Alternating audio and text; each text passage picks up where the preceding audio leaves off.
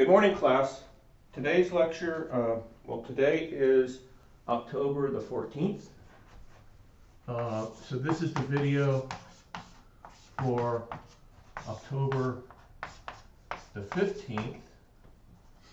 And this is, solar cells, and as I'll explain, panels, part B. So the last time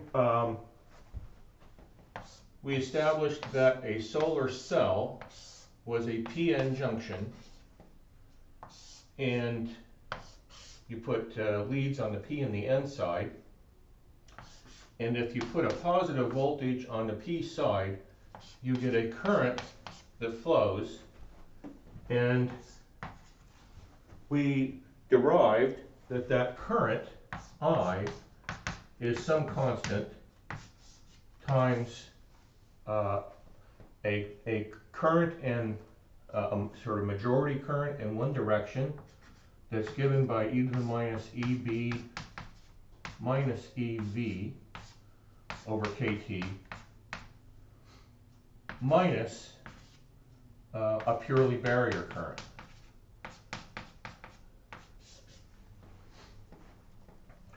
So again, what I want you to remember for any quiz or anything like that is that the current going into the device consists of two components. A component that goes as a barrier that decreases. Okay, it's always e to the minus a barrier over KT. So that tells you how many electrons have enough thermal energy to get over that barrier, minus a current component in the opposite direction that just goes as e to the minus EB over KT. And that barrier is the barrier to removing an electron from a bond, which doesn't depend upon voltage. And so, of course, at 0 volts, they cancel each other out. And as voltage increases, that barrier gets smaller, and so current goes up exponentially. So that's what we learned last time. Now, in the light, so this is in the dark. All right, and now let's shine light on the diode.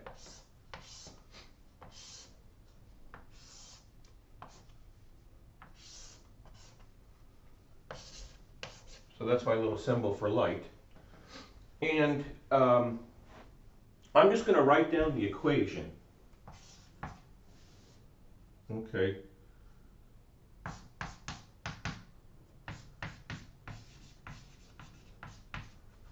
Minus I sub L.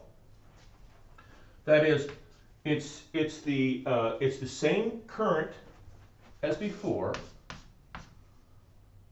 All right, but now I is equal to I dark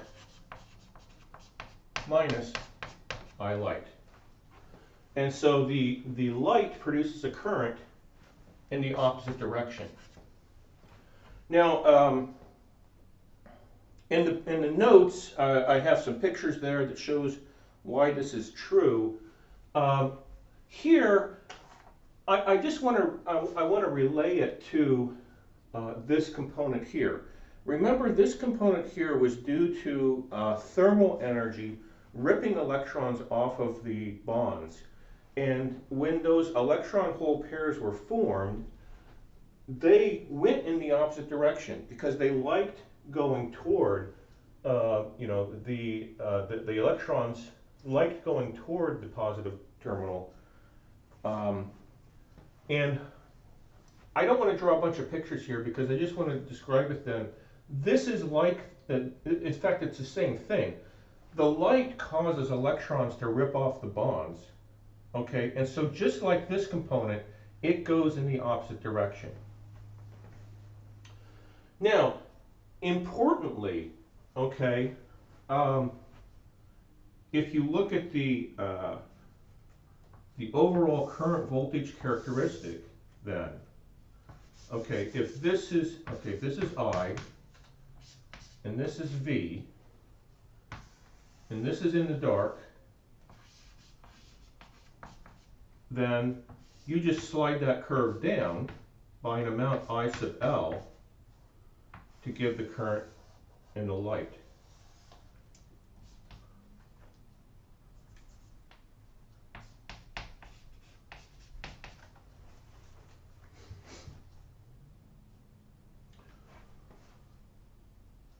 And that's all it is. It's very simple.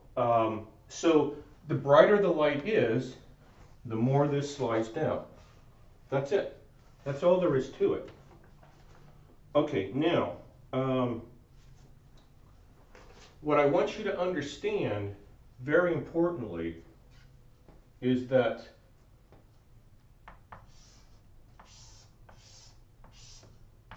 with light on the diode,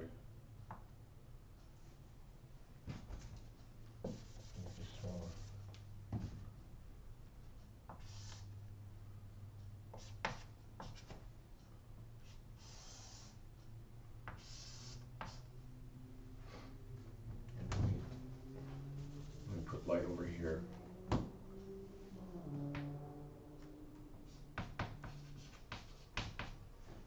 All right.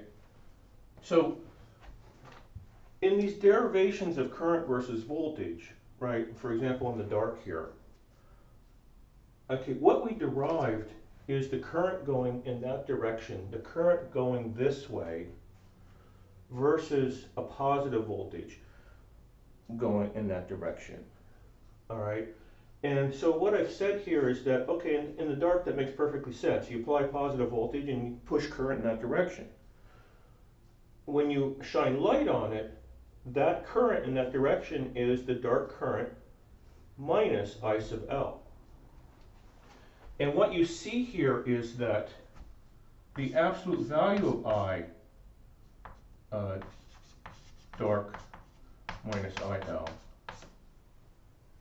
is in that direction, even with a positive voltage.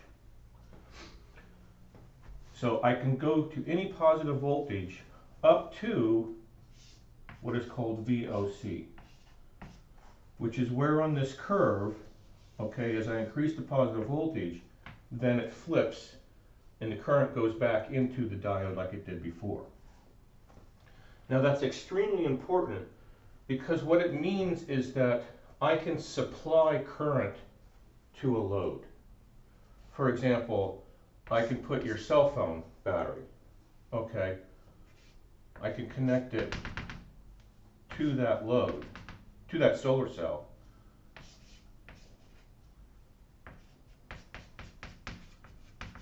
And I can charge it.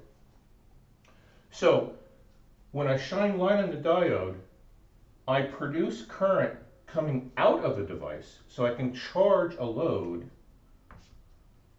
up to VOC. So for example, if the battery, if this was V battery,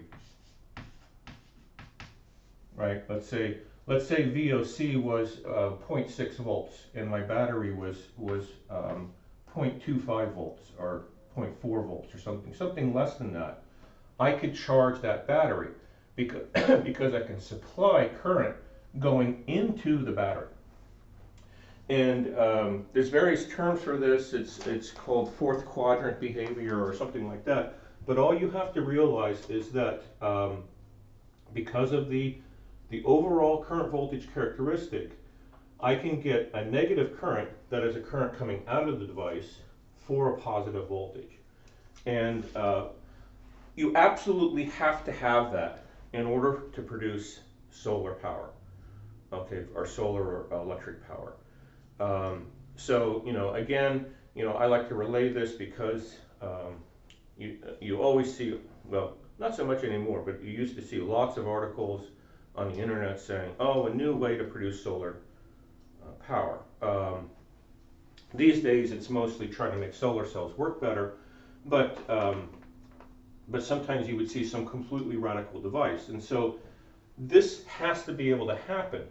Okay, the device has to be able to supply current in opposition to a voltage applied to it. All right.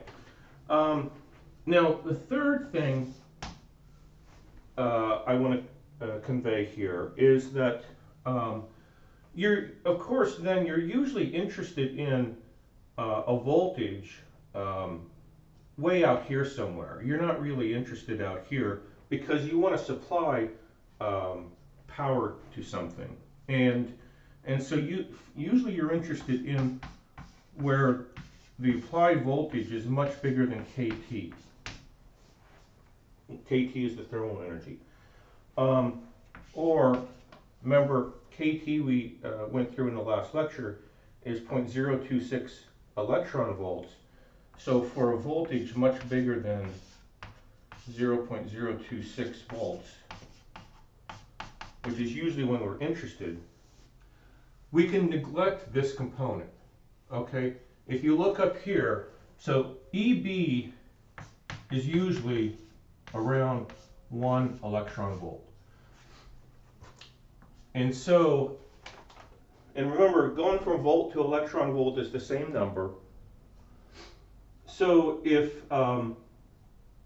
EB minus EV, if EV is much bigger than KT, this term's going to dominate because it's basically the same term times e to the EV over KT. So if that is true, e to the minus EB minus EV over KT is much bigger than e to the minus EB over KT. And to, just divide out the e to the EV over KT is much bigger than 1. So we can write then for that condition that I is approximately equal to, and now I'm going to write it for I into light,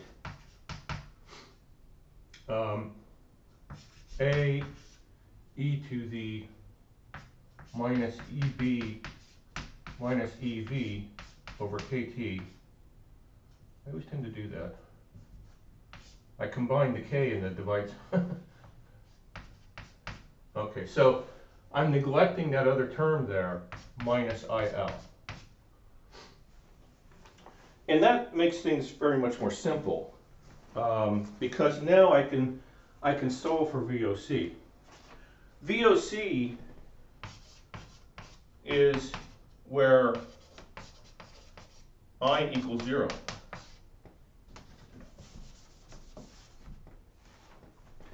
And so 0 is equal to A e to the negative EV minus EVOC.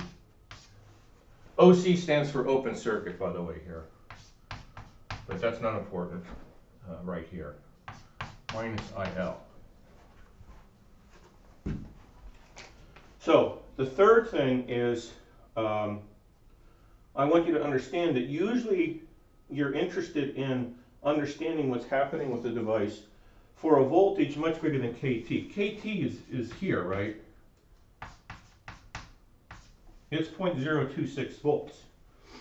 Okay, whereas we're usually interested around half a volt for the cell. So that allows us to solve for VOC much easier, and I'll do it right now, okay, because basically I just have to take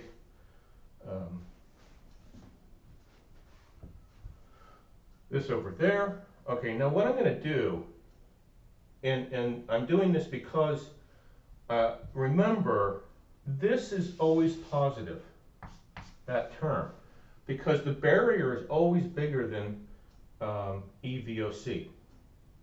So I'm going to do a couple of steps here in one step.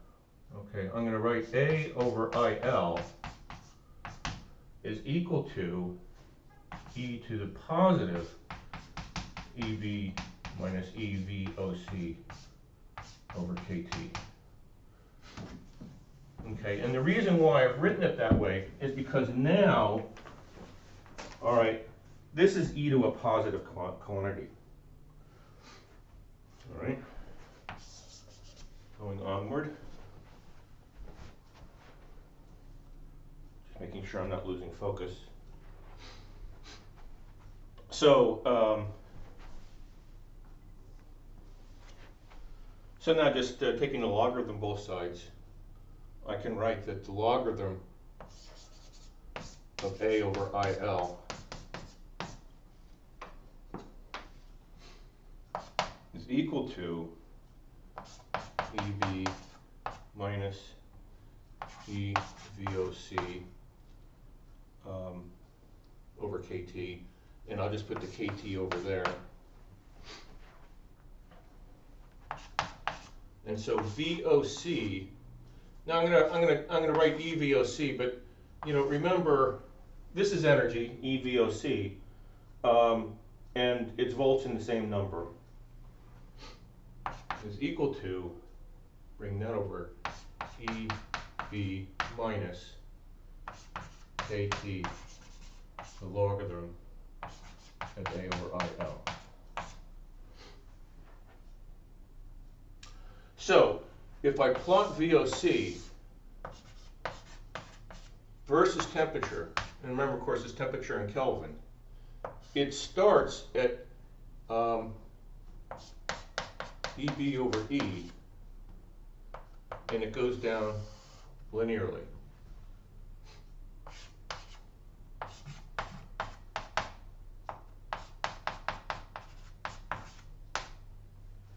And what I'm going to do here is I'm going to write it as alpha T,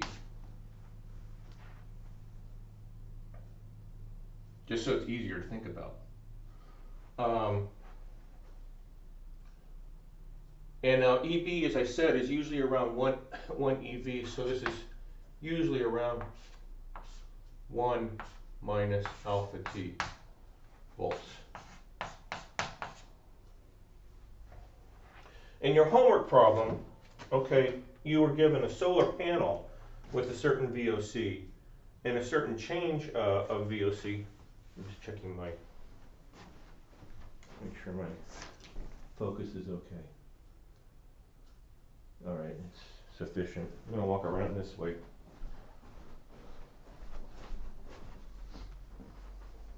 Okay, I'll hide over here so it doesn't change the focus. In your homework problem, you were given VOC for a panel. I'll explain that in a minute. And you were told what the open circuit voltage was at a certain temperature, and you were asked to basically solve for the change in VOC with temperature. All right, so you understand that the open circuit voltage goes down linearly with temperature given by this equation here.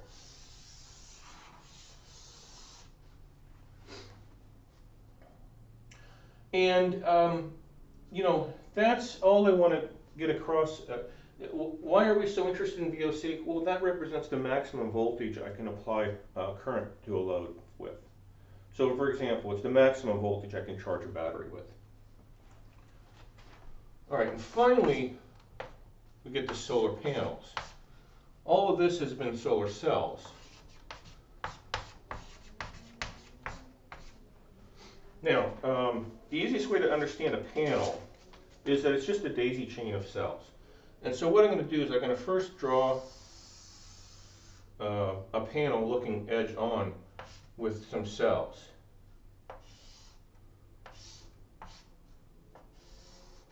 All right, and on the panel, which is this rectangular sheet of plastic, over here there's a connector, so to speak, and that's our plus terminal, and that's connected by a wire to the top of that first cell.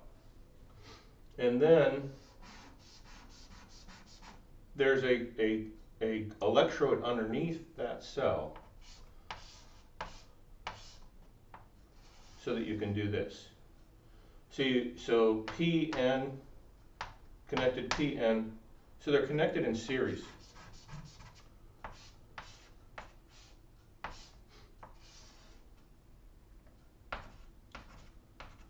Until you get to the last cell. And that's your negative terminal for the panel.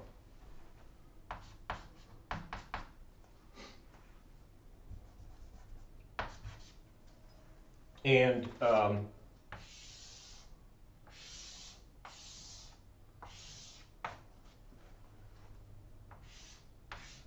okay, so actually, let me draw just 2 rows to make it simple.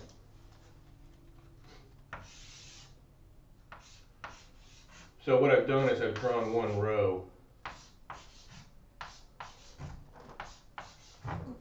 All right, and so if this is your plus terminal, you know, that goes, you know, to there, and then you know, to this sort of thing. You want your terminals for the panel on the same side for convenience, and so usually you have an even number of rows.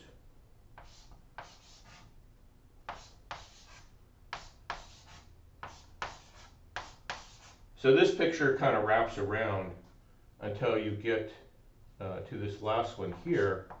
It goes underneath like that, and that's your negative terminal for the panel. So a solar panel, and there are people researching, you know, other configurations of this, but this is the typical arrangement. It's simply a series connection of these diodes. Now the consequence of that is that the voltage of the panel is n times the voltage of the cell. And so the open circuit voltage of the panel is n times the open circuit voltage of the cell. And in the homework problem, n was 36. So basically, to get from panel to cell, you divide by n, divide by 36. And the current of the panel, though, is equal to the current of the cell. Why? Because they're in series. How could it be anything different? I mean, you have a certain current, you know, basically it's going in that direction, absolute value of current. It's going to plus toward the plus terminal. All right, think of it. A current is like a flow of something. Okay, it can't.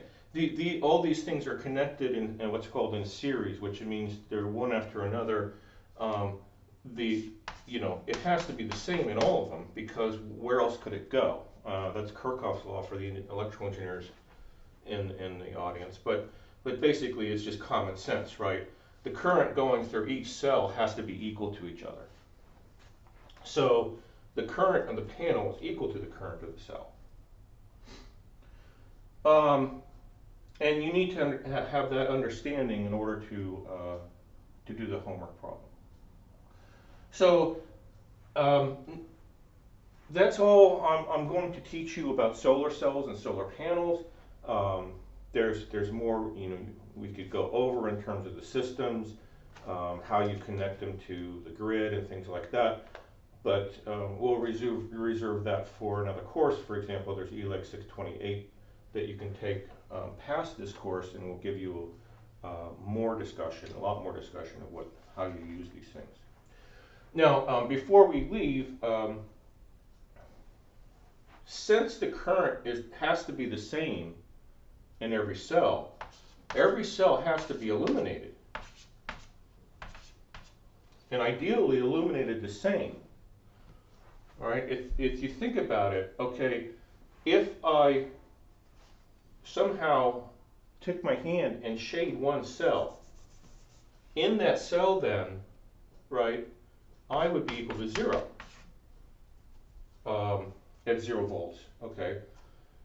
And so I couldn't have any flow anymore.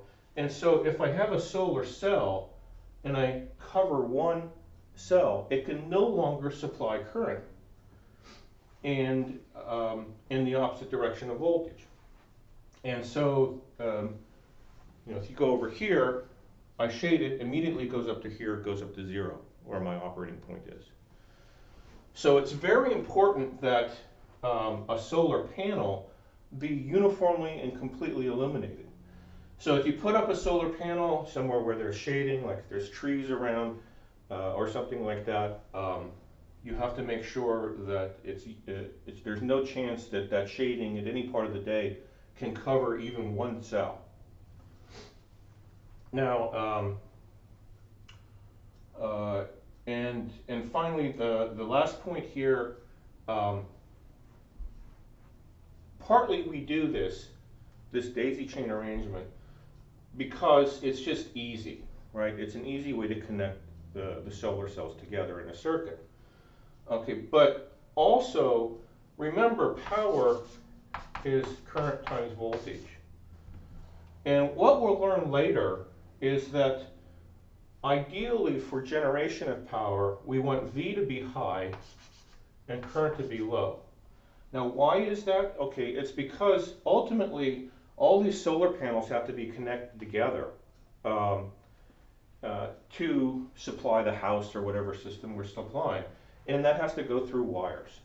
And if you have high current, those wires have to be thicker, basically. And so that's a lot of copper. And so you want current to be lower. And so in fact, if you look at someone's house, okay, you know, someone's roof here, not only will the panel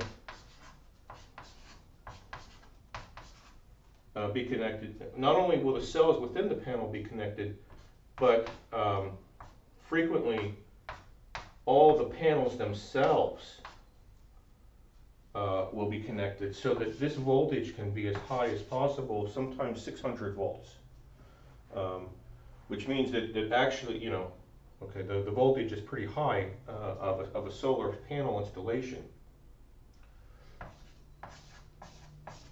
Now, if you have a very large installation, you know, you won't increase that further. Okay, but the idea is you want a high voltage so that your wires connecting everything together don't have to be so thick to convey that huge amount of current. And so what it means is that, you know, someone's house here with a bunch of solar panels on it, you know, a bunch of panels like this, say producing, you know, 10 kilowatts, a lot of power. If I come along and I go up in that roof and I cover one cell, the power drops to 0. So it's very important, you know, if you go on in your career and someone asks you to recommend a solar installation, to make sure that there's no chance during the day that even a little tiny corner, you know, some little tree over here, a bush or something, you know, is that here's the sun, that touches that one corner can take down the whole array. Okay, that's it for today, and I'll talk to you in chat class tomorrow.